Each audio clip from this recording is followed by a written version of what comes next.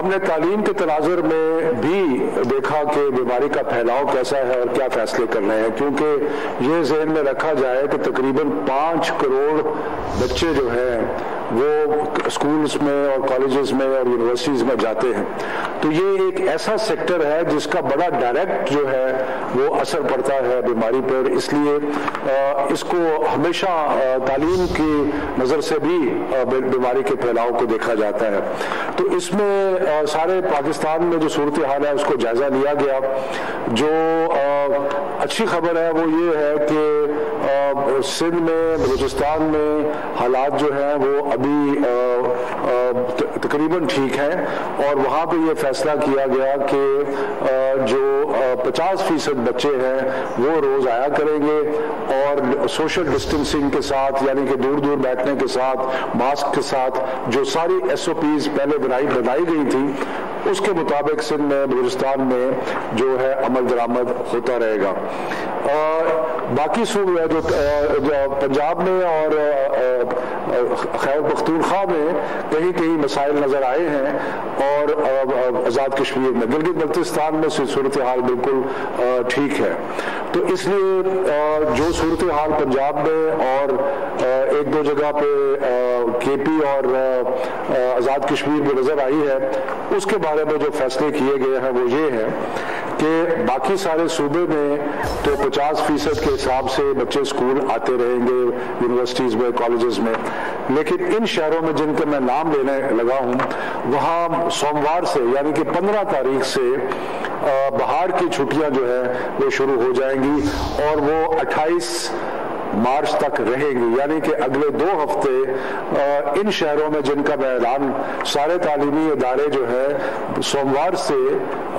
بند ہو جائیں گے، اور وہ بہار کی چھٹیاں، اسپرنگ بریک جسے کہتے ہیں، وہ لے لیں گے۔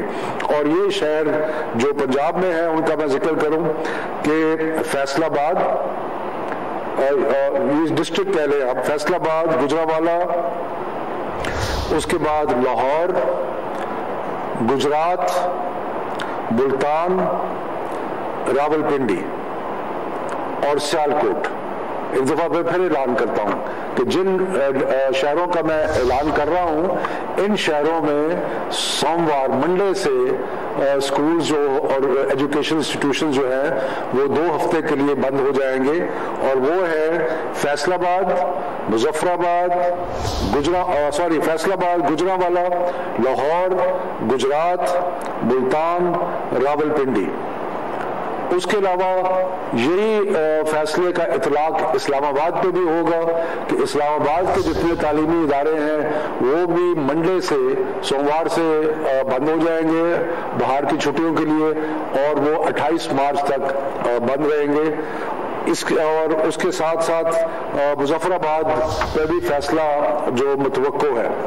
خیبر پختونخوا میں اس فیصلے کا اطلاق پشاور پہ ہوگا جہاں ہمیں پازیٹیوٹی ریشو زیادہ نظر آیا ہے، وہاں پر بھی جو تعلیمی ادارے سارے ہیں وہ منڈے سے لے کے 15 تاریخ سے لے کے 28 تاریخ تک بند رہیں گے بہار کی چھٹیوں کے لیے۔ تو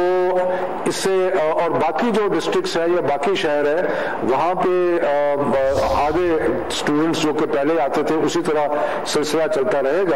لیکن صوبائی حکومتیں جو ہے وہ ان معاملات کا بڑے باریک بینی سے جائزہ لیتی رہیں گی، اور جہاں جہاں محسوس کیا کہ حالات کچھ خراب ہو رہے ہیں وہ وہاں پہ اسکول بھی بند کر سکتے ہیں، کسی شہر کو بھی بند کر سکتے ہیں، یعنی کہ یہ کانسٹنٹ ریویو جو ہے وہ رہے گا۔ اسی طرح national command and operation centre جو ہے اس میں بھی ہم اگلے 2 ہفتے کے لیے منڈے سے لے کے جب اسکولز اور ایجوکیشن انسٹیٹیوشنز بند ہوں گے تو ہم اس کا حالات کا بار بار جائزہ لیتے رہیں گے۔ اس کے ساتھ ساتھ میں یہ بھی عرض کر دوں کہ جن اسکولوں میں سینڈ اپس یعنی کہ امتحانات ہو رہے ہیں جن سے بچوں نے آگے جانا ہے امتحان دینے کے لیے، کیمبرج کے یا او لیول کے، اے لیول کے، باقی چیزوں کے لیے، تو وہ امتحان جو اسکولز لے رہے ہیں وہ جاری رہیں گے، یعنی کہ اس پہ پابندی کا جو ہم نے آج لگائی ہے اس پابندی کا اطلاق ان امتحانات پہ نہیں ہوگا۔ میں پھر ایک چیز کا اعادہ کروں کہ ہم نے پہلے متفقہ فیصلہ کیا تھا کہ انشاءاللہ تعالی اس سال مئی جون میں جو 9ویں 10ویں 11ویں 12ویں کے امتحانات ہیں وہ ہوں گے، اور اسی طرح